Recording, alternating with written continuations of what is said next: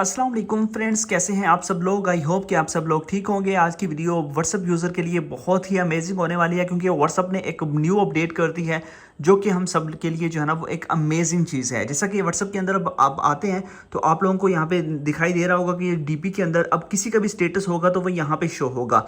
मतलब ये कि जो डीपी होगी यहाँ पे आप लोगों को स्टेटस शो होगा कि भाई इस बंदे ने स्टेटस लगाया और आप यहाँ से देख सकते हैं।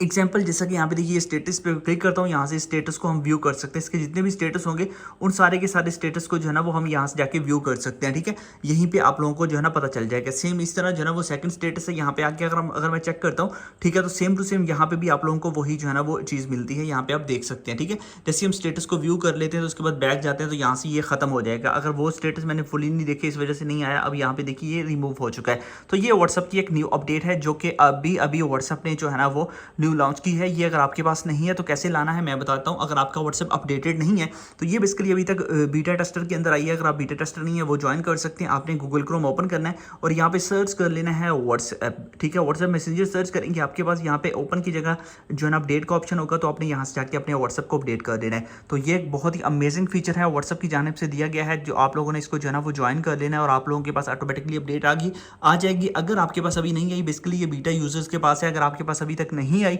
तो आप लोगों के पास कुछ देर वेट करेंगे तो आपके पास भी ये आ जाएगी। आई होप कि वीडियो अच्छी लगी होगी। अच्छी लगी हो तो लाइक कीजिएगा। मिलते हैं किसी नेक्स्ट वीडियो में। Thanks for watching.